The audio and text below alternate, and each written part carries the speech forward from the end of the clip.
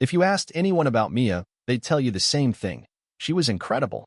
She had a kind of magnetic energy, the kind that made strangers want to tell her their life stories 5 minutes after meeting her. She had big, expressive brown eyes, a quick wit, and an easy smile that could disarm even the most cynical people. She was the kind of woman you felt lucky just to stand next to. I certainly did. When we met, it felt almost too good to be true. She laughed at my bad jokes, challenged my opinions without belittling me, and seemed to understand me in ways no one else ever had. I thought I had hit the jackpot. I thought I had found my forever. We got married after a whirlwind year of dating, small ceremony, just close friends and family. Everything simple but full of love. Everyone told me how lucky I was. I believed them. In the first year of marriage, things were as close to perfect as you could get. Mia worked freelance graphic design jobs, sometimes odd hours, but she loved the freedom it gave her. I worked a steady job in IT. We had lazy Sunday mornings, pizza Fridays, road trips with broken playlists, and gas station coffee. We laughed. We loved. We dreamed out loud about buying a house, maybe starting a family one day. But then, little by little, the cracks started forming. Tiny things, at first. She started guarding her phone more, changing the passcode, turning the screen away when I passed by. She worked more, late nights, saying clients were demanding, deadlines were impossible. Sometimes she'd come home hours after she said she would, looking exhausted, smelling of different perfume than the one she usually wore. When I asked if everything was okay, she'd smile that perfect smile and say, "Just stressed, babe. Nothing to worry about." And I believed her. Because that's what you do when you love someone. You trust. Even when your gut starts screaming. Even when something inside you starts pulling at the seams of your reality. You tell yourself it's nothing. You don't want to be that person, the jealous husband, the paranoid partner. You don't want to ruin a good thing over a stupid misunderstanding. But love doesn't erase instincts. It only delays the moment when you finally, painfully, have to listen to them. One Saturday afternoon, a day that seemed perfectly ordinary, became the day that changed everything. Mia had mentioned she'd be at a client meeting at the co-working space she sometimes used, a trendy, modern spot across town. I decided to surprise her. No ulterior motives, no secret suspicion, or so I told myself, just me wanting to do something sweet. I picked up her favorite lunch, a silly little handwritten note tucked into the bag. The drive there was full of optimism. Maybe she'd light up when she saw me. Maybe we'd laugh about it later. Maybe she'd post some cute Instagram story about her husband bringing lunch like a hero. But the moment I walked into the lobby, everything started unraveling. I asked the front desk if Mia Rivera had a workspace booked. The woman behind the counter looked confused, tapped at her computer, and then shook her head. "No one by that name works here," she said. I frowned. Maybe she uses a different name? Mia Rivera, graphic designer. She checked again. Nothing. Maybe she's visiting someone? She offered kindly. But I haven't seen anyone like that today. I thanked her and left, my heart pounding in my chest. I called Mia. No answer. Texted. Nothing. I sat in the parking lot for over an hour, watching every person walk in and out of the building, waiting for a glimpse of her. She never came. The sunny optimism I'd left home with dissolved into a heavy fog of dread. I drove home slowly, the world outside blurry and unreal. When she finally walked through our front door that evening, she was smiling, chatting on her phone, carrying her laptop bag. She kissed my cheek distractedly, tossed her bag on the chair, and said, "God, it was a long day." I stood there, still holding the crumpled lunch bag I never got to give her. I looked at her, really looked, and for the first time, I saw it. The lies. The waltz. The stranger behind the woman I loved. I didn't say anything that night. I didn't confront her. Because sometimes, the truth is so terrifying you pretend not to see it, even when it's staring you in the face. But from that moment on, I knew. Mia was hiding something. Something big. Something that would destroy everything we had built. And no matter how much it hurt. I had to find out what it was. After that night, I couldn't look at Mia the same way. She was still laughing at my jokes. Still kissing me goodbye in the morning. Still making coffee the way I liked it, 2 sugars, no cream. But now, every smile looked a little too rehearsed. Every kiss felt like a lie pressed against my skin. I told myself I needed proof. Not assumptions. Not paranoia. I needed the truth, even if it broke me. So I started small. The next day, while Mia was at another client meeting, I opened her laptop. It was risky, she could walk in any moment, but my hands moved before my brain could second-guess me. Passwords were the same. She never thought I would doubt her. She trusted me too much. Or maybe she underestimated how desperate I was for answers. Her email was full of work messages, logos, branding proposals, invoices. Everything looked normal. Until I saw a folder buried deep in her personal drive. It was titled Private. And inside were dozens of documents, fake invoices, fake project plans, even fake conversations with non-existent clients. All meticulously crafted. My heart pounded. I dug deeper. There were messages, 2 texts saved in backup files. Conversations with someone named Nick. Long, flirty messages. Plans. I can't wait to see you tonight. He's working late. I'll sneak away after. I wish we didn't have to hide. My stomach twisted. This wasn't just casual flirting. This was a full-blown relationship. A life running parallel to ours. A second life. There were photos, too. Her with Nick.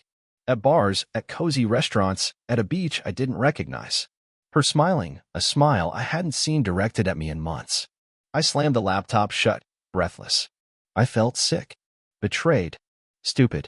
All the late nights, the missed calls, the vague explanations, they made sense now. Mia wasn't working late. She wasn't stressed about clients.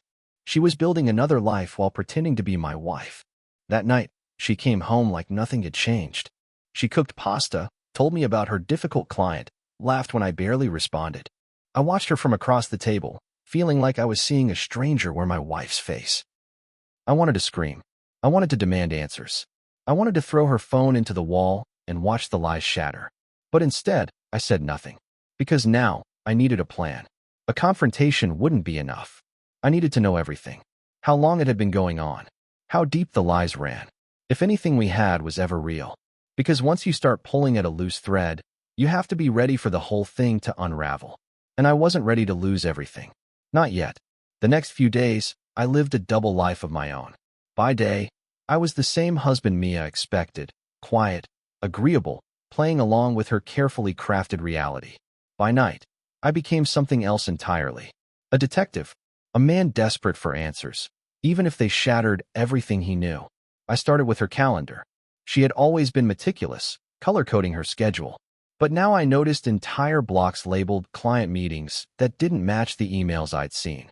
Locations that didn't make sense. Times that conveniently overlapped with my longer shifts at work. I cross-checked everything. I called the co-working space she claimed to use regularly.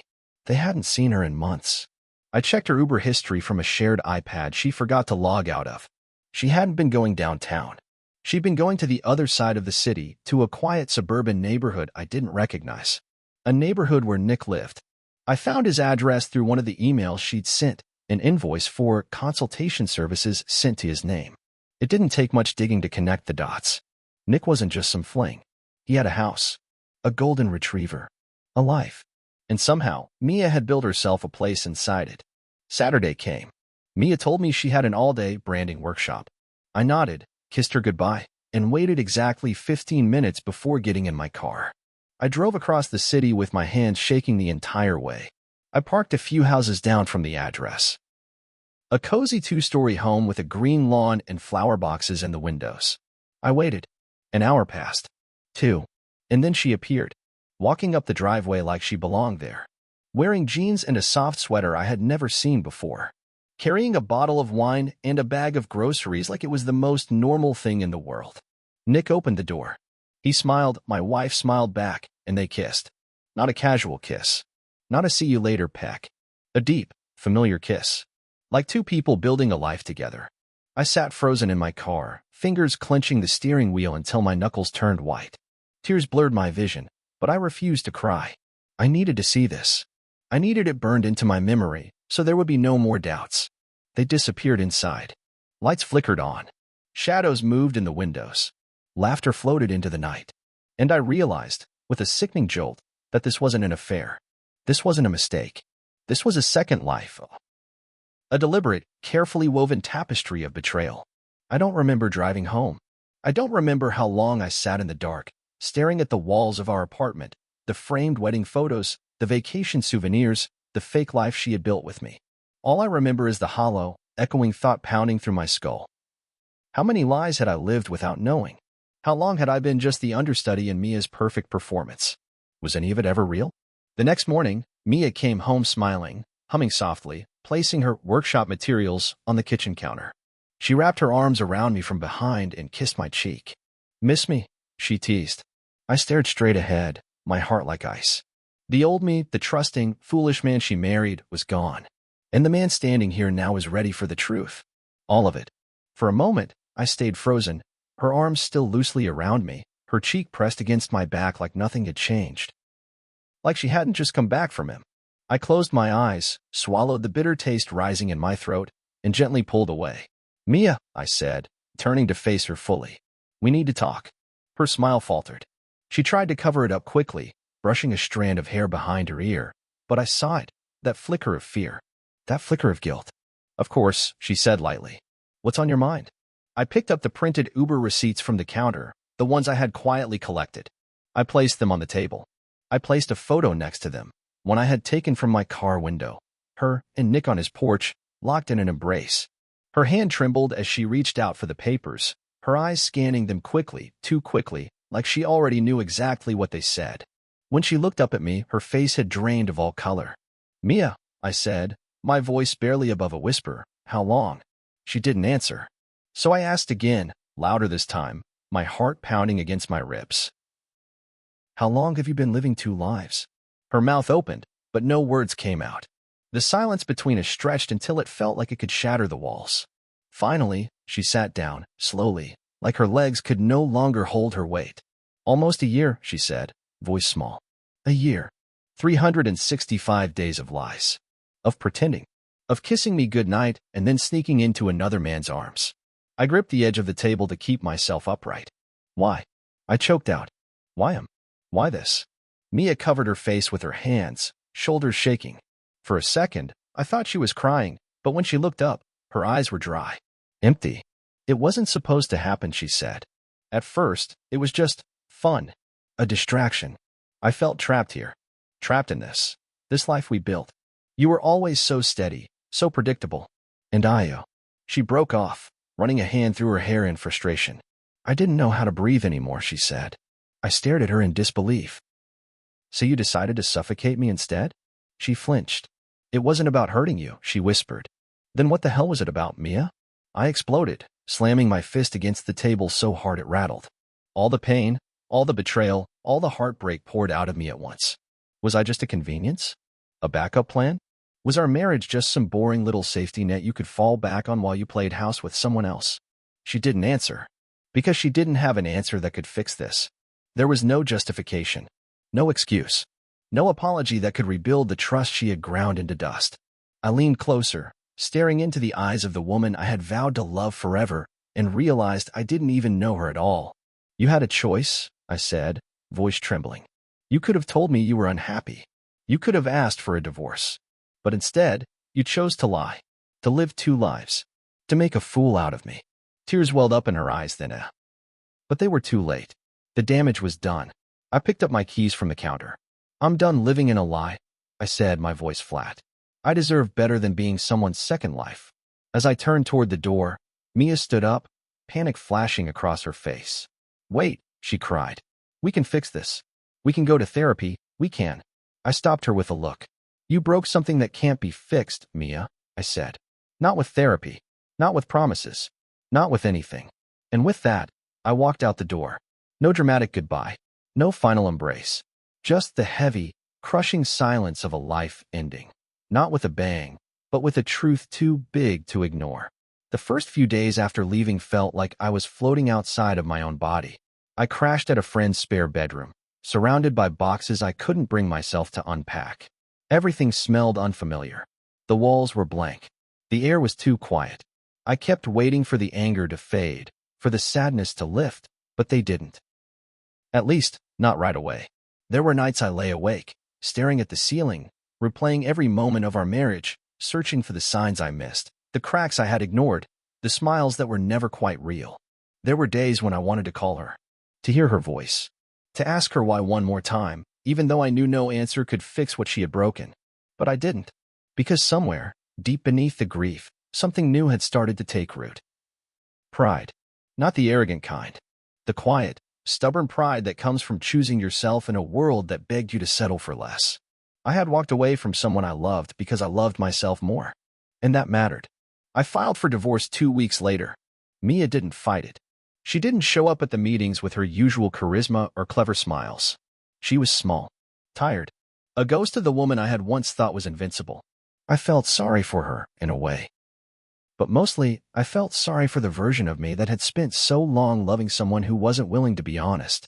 The divorce was quick, clean, no children, no shared property beyond the furniture I didn't want anymore. The day the papers were finalized, I went home, not to the apartment we had shared, but to my own new place. Small, messy, mismatched furniture. But it was mine. It was real. Healing wasn't a straight line. Some days, the memories hurt less.